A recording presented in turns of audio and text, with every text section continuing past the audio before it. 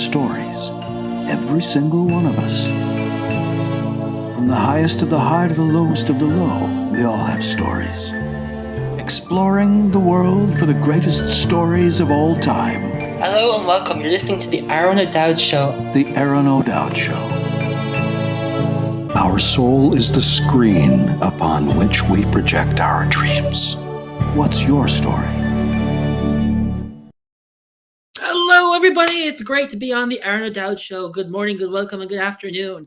I'm on the road today. Usually I'm in my blue-green stream studio, but today I'm traveling. I'm in Ireland and on an adventure next week to tour the County Kerry on a retreat. So make sure you like, subscribe, and smash that like button as it helps the show grow and share the incredible stories of our guests. You know, architecture is so important in what we do, being able to construct the designs of the amazing houses and the rooms we sit in to do what we need to do. And my guest today is Sean Brosnan. He is all about capturing that essence of architecture lines, and we're going to hear more about him. Hello, welcome to the show, Sean. How are you doing? Aron, I'm great. How are you? Great to see you. Good. Tell us about like your New Zealand, Australian, your architect, your construction. Tell us more about you, man. Yeah, so I was born in New Zealand, and we moved to Australia when I was a young teenager, and I suppose completed the rest of my schooling and early career in Australia. And then I left on what was meant to be a 6-month backpacking holiday, 6, maybe 8 months at the most. And 29 years later, here I am still living abroad. So I spent a little over 6 years in London, and I've been in Ireland nearly 23 years now. Traveled the world, 70 countries, all sorts of different places. So my background is a 25-year management career in operations, change management, project management. And then I started as a professional photographer 15 years ago, 25 years ago, 15 years ago. And now I actually combine the two together. So I've been focusing a lot over the last 18 months on time-lapse photography, where the technology has kind of caught up with some of my childhood dreams of time-lapse photography. And my photography in general is focused really around commercial and corporate photography. What was the biggest challenge you've succeeded in your life, Sean?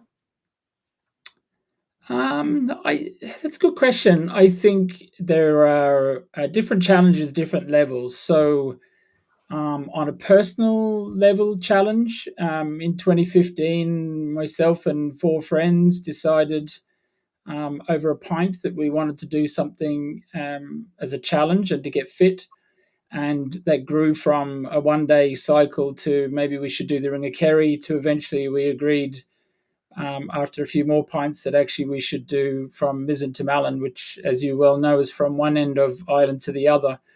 I have some challenges. I was born with scoliosis, kyphosis, so cycling can be a challenge for me, but I thought I'm going to take this on and get stuck in. And anyway, we completed it. So we were 7 days, 765 kilometers we completed, raised over 10,000 euros for charity. So on a personal level, I think that was a massive challenge for me and for my friends. 2 of them had never even cycled a bike before. In a business context, I think it's also an interesting question. I've had lots of different challenges over the years, but I think making that transition from the corporate world to actually being in business for myself and leaving, maybe if I look back now, I'd probably use the word comfort of the corporate world, and suddenly realizing in the first week that I had all these wonderful, magical ideas, but no longer had a marketing department or a finance department or any other department to call on and help me, that actually you were very much out on your own and you had to carve, I suppose, a new path, if that makes sense. So I think that's been a big success. Where and when did you get comfortable in life to feel like I'm successful? I don't think you ever get comfortable truly with success. I think I'm a very driven person. Although I was born in New Zealand and we left when I was young, I'm very much tied to my New Zealand roots, I think, in many ways, and a lot of the culture that comes from New Zealand. And Certainly, the All Blacks would be a team that I follow regularly, and I think that because I'm driven and I have that kind of nature about me, then there's never a time that I feel comfortable. I always feel driven to want to achieve more, to help more people, to create more, to help clients, and so forth. What drives you to do what you do, Sean? I have an enormous passion for photography, for creating images. I have always, since a young child, carried a camera around, and there's something, I think, maybe something deep within me that I see the world differently. Maybe I'm very much a big picture person, so I'm constantly looking forward and looking at the bigger picture of everything, trying to understand every side of it. I think very passionately that there are three sides to every story. Somewhere in the middle lies this sort of grey, murky area that we maybe call creativity or truth, or who knows what that is. So because of that, I think we all see the world very differently, and I see the world through images, and I love creating images that speak to people, whether that's my underwater diving photography, whether it's images that I capture for clients that I'm trying to make speak to their target audience. It's very much that creative world of capturing it, freezing that split second in time, and telling a story with those images. For sure, guys. Like, subscribe, comment, because this is an amazing guy. Because when I'm on Zoom with him, I see all these pictures of manta rays and whales in the background. Tell us about your deep sea diving photography, Sean. I love diving. It's a passion I've had for, God, is it 26, 27 years. I've been diving since 1998, and the first time I saw a shark underwater, I felt like I needed some jets on the back of me to get me out of the water as fast as I could. Then I kind of realized everybody said it's okay, calm down, and I realized it didn't come and eat me. So I went back and tried again, and the next shark didn't eat me. So then over the years, I've I suppose had this passion for wanting to see more of the deep, see more of sharks and see bigger sharks and so forth. Only yesterday, a friend's daughter, young daughter, asked me, Sean, have you dived with sharks? And I said, yeah, absolutely. And she said, but don't they bite? And I said, no. I said, sharks really, in a lot of ways, are very much like dogs. If you approach a dog and it's growling or barking, would you go up and try and touch it? No, because it's giving you a warning sign to say, actually, this is my space and you need to leave me alone. So just the beauty of the underwater world, the sense of feeling is completely different. Sound, everything is different underwater. And then I suppose being privileged enough really to be able to do it for so many years and take a camera with me and capture that world and bring it back and share it with people. Many that will never ever see that world that exists, and it truly is another world. If you can imagine going into space, that's really what it would be like imagining going underwater. If you've never been there, it's just completely different. What got you to get in underwater and diving? I've always grown up around the water. I love the water, but I never really liked being on the surface of the water in a strange kind of way. We used to, I wouldn't say surf now. Surf would be stretching it a little.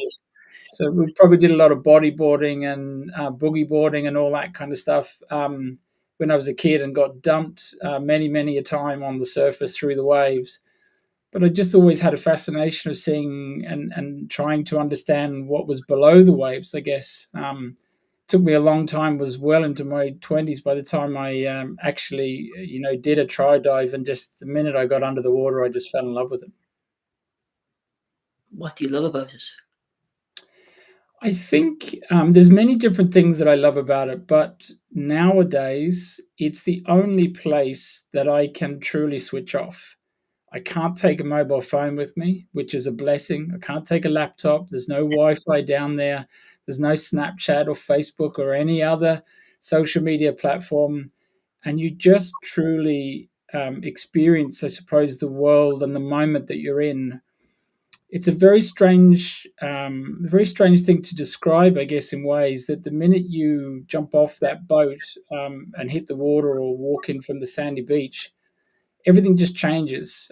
Feeling is different. Your weightlessness is completely different. I guess like being in space.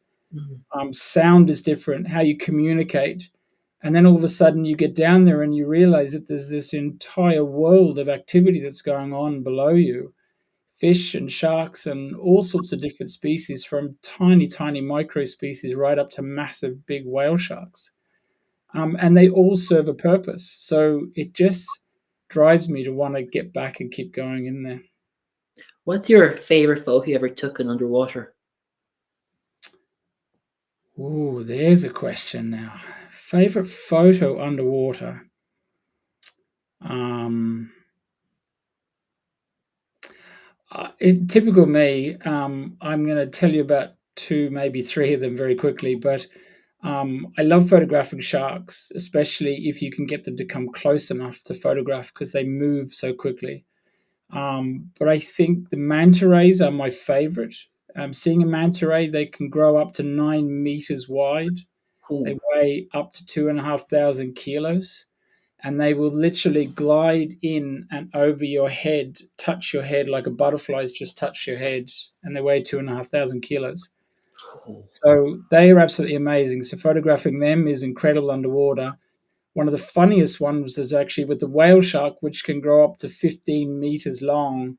And I was snorkeling actually on the surface, but I was head down with the camera in front of me looking down, and the whale shark came right up underneath me. So the photos were taken upside down effectively, and I thought, is this thing going to come up and take me with it? But it came right up underneath me gently and then swam on. So yeah. What do you love about the camera, Sean? I think the my love about the camera is the fact that you can freeze a moment in time. That split second you can freeze and hold that forever. But it's more than that. It's about the story. And the old adage, a picture speaks a thousand words. But I truly believe that each image, whether it's a photo, a piece of art, maybe video, something like that, it actually speaks 10,000 different words to 10,000 different people. So if you line up 1,000 people or 10,000 people and put them in front of one image, one photo, one piece of art, I guarantee you they'll all give you a different story about that image. We all see such different things. So the camera, the magic in it is being able to, when you press that button, is to know when to press it to actually capture the story that you're trying to tell, ultimately to the audience that you're aiming at, if that makes sense. When did you actually pick up a camera and start taking photos? As a young child, my first SLR camera, so full with film camera back in those days, my first sort of, I suppose, semi-professional SLR camera was actually age 15. Always had kind of compact or point and shoot disposable cameras before that. But I suppose really from age 15 onwards was where I really started actually taking proper photos, if that makes sense. And was it nature? What was what you were taking at the time? Everything, anything and everything, from cityscapes to people to nature, landscape. Really, it was just back in those days. It was exploring in so many ways. It's only as the years have gone on that I've fallen obviously firmly in love with taking photographs underwater. And because of my career background in that corporate commercial world, I understand what companies are trying to achieve, and I guess the combination of that and my experience with imagery, I'm able to combine the two together. But in the beginning, really, it was just a world of exploration, of being able to capture. And remember, back in those days when we were shooting with film, Yeah. you had no idea what you were capturing. So, you would capture and you'd then have to wait this long wait before you could process a roll of film and get your photos back and see, oh my God, did I waste that entire film? Or did I actually get a few photos out of it? Now we get that instant gratification. We push the button and there's a digital image, right in front of us, and we can make the adjustments to maybe light or composition or whatever it might be. So it's completely different. I know today you have a phone, you're seeing through the phone, but back then it was your own human eye that was taking the picture. Yeah, and in so many ways, it still is. So the only thing really that has changed is the format that we use. So yes, we could pick up a phone and you could press a button and you could look on a small screen and say, wow, that looks great. But it's still something magical about having that eye of actually knowing what to capture, when to capture it, and being able to repeat that, I guess, is for me is probably the joy of photography as a whole, you know. But the world of phones and everything now has opened up that beautiful world of photography to so many people to explore and to try and capture different images, you know. So it's fantastic, really. When do you know you have that perfect shot when you're eye under the camera? I think it's an instinctive thing.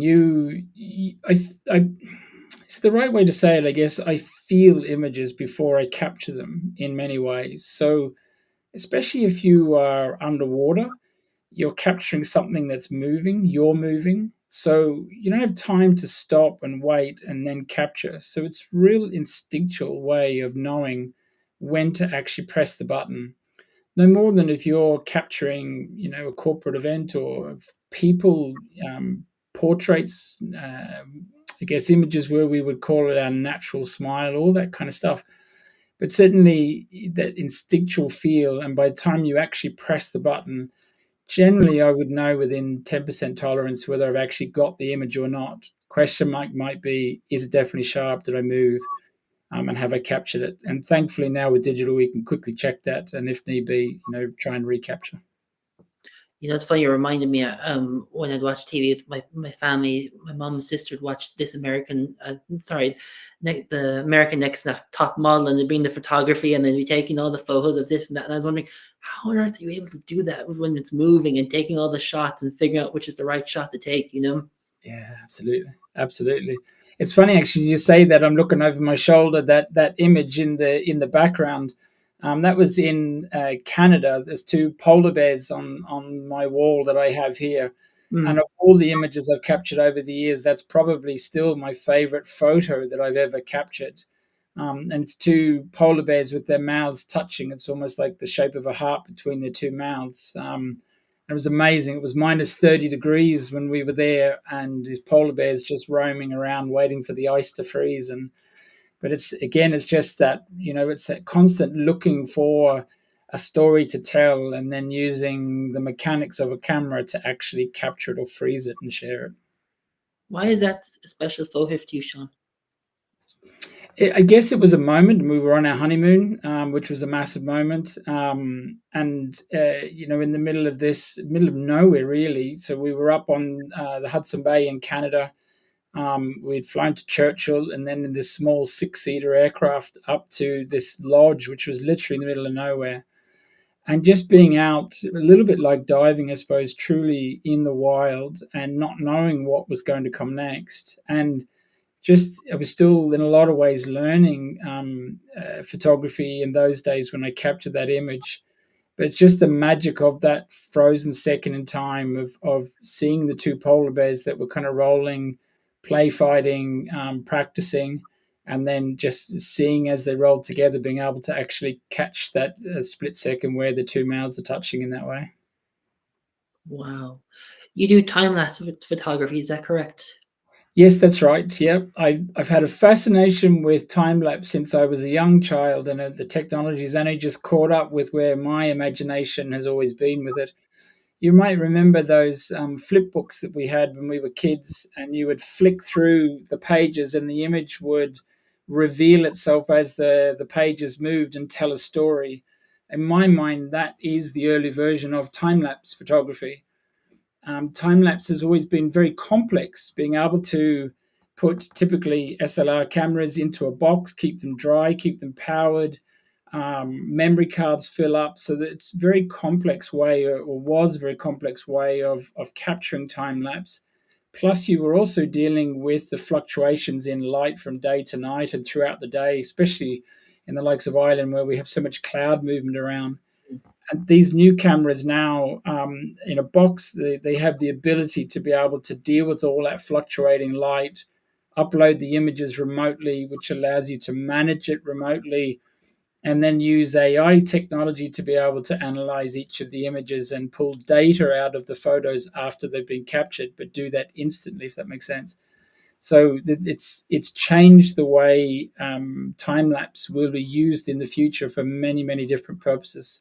Construction is its obvious place of use, but there are so many different places that we can use this new technology. So it's very exciting future ahead, I think, for time lapse. What inspires you about doing it? I think again, it's about telling that story, and with the time lapse now, we would capture thousands, if not tens of thousands or more, of images in a short space of time, and then put them all together, squish them together effectively, and show that in a very short time. So I could potentially show you over 10,000 images in less than a minute and tell an entire moving story, even though they're all individually still images. So being able to understand where to place the camera, how to do that, how to capture that story, and then translate that eventually into a video file that's still images telling the story is amazing in my world. And the added bonus of being able to have all of this data and analytics for construction sites and so forth is fantastic, really. It's a skill to be able to combine 10,000 still images into a video like you would see on a reel on Facebook or Instagram, and then like wow, from something so small to something so big at the same time. Absolutely, and again, it all depends on what's happening in your I was going to say image. Image isn't quite the right word, but in your frame, if that makes sense. So you're capturing something in the frame multiple times over a period of time. So, depending on what's happening within that zone, you could have highs of lots of movement and lows of hardly any movement. So, the knowledge and experience of knowing when to capture, when not to capture, and how to combine all that together so you get a really nice, smooth story, smooth skies moving over, smooth light and colors is really where the magic is. How do you know when that moment is when you gotta stay so still like a sniper would do, and then shoot with the camera to take the image? I think in many ways it's 30 or 40, well, 40 years or more of experience, really. You just, there's a gut feel for it, but really a lot of that gut feel is coming from experience of doing it many times over a long period of years. Plus also having that background, I suppose, in management and project and change, understanding what's happening within a project, while also understanding the technicalities of photography and how to combine that and tell a story. So you're the guy that sits at home with a pint telling, you wouldn't believe it, this is the story I saw through these images. Absolutely. Yep, for sure. Sean, how did you develop these skills? Were these innate skills you developed over time, or were they learning through the school of hard knocks? A bit of both, I think. I'm a self-taught photographer, if that's what you want to say. I wonder what if you want to call it that. Um, Interestingly, I've been a professional photographer for 15 years, but it was only last year that I actually finally changed my LinkedIn profile to say that I am a professional photographer. I've been living in this world, the combined world of doing management and photography for 15 years. Um, some of it I learnt myself, some of it I went to other experts. So I would often look for people who are creating beautiful imagery, and I would go and try and learn from them. I'd link in with them. If they had courses running, I'd go and do a short course with them and spend time with them. And that's how I've been able to develop both the instinctual skill, but also some of the real technical skill to lift the quality, I think, of the imagery that I've captured over the years. If someone's listening to this and they want to know one amazing skill or secret to capture amazing photos, what would it be? To capture amazing photos, I think, look, photography really, for me, is all about light. It's light, it's composition. Composition is key. And you learn that, um, you can learn that through technical training, if you want to call it that, how to capture an image correctly from a composition point of view. But I think there's a real gut feel to it. You go back to how many times have we all heard, to perfect something, you have to do it 10,000 times or do 10,000 hours. So it's very much something that you do repeatedly, repeatedly, and you continually get that experience, which drives your gut feel. So imagery is all about light and composition. What's the story that you're telling through the composition and the image that you're capturing, and how do you use the light? That could be false light, like flash potentially, off-camera flash, or it could be sun, it could be shadows, and how you mix that together.